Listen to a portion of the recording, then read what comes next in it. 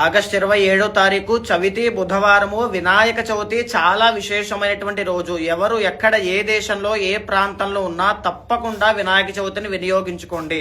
ప్రతి ఒక్కరూ కూడా సూర్యోదయం కంటే ముందే నిద్ర లేచి తలస్నానం చేసి శుచిగా శుభ్రత పాటిస్తూ స్వామికి యథావిధిగా వ్రతాన్ని ఆచరించండి. పూజను చేసిన తర్వాత ఆ పూజలో కనీసం 5 రకాల పత్రులైనా వినియోగించండి. మామిడి ఆకులు కానీ, జమ్మి ఆకులు కానీ, రావి ఆకులు కానీ, లేకపోతే ఈ యొక్క గరిక కానీ ఏదైనా వినియోగించండి. ఎర్ర మందారము, తెల్ల జిల్లేడు, ఎర్రగన్నేరు పూలు వినియోగిస్తే ఇంకా చాలా గొప్ప విశేష ఫలితాలు ఉంటాయి. యథాశక్తిగా స్వామికి నైవేద్యాన్ని సమర్పించండి. వీలు కాని వాళ్ళు కనీసం నమస్కారం చేసుకుని బెల్లం ముక్కైన నైవేద్యంగా పెట్టండి.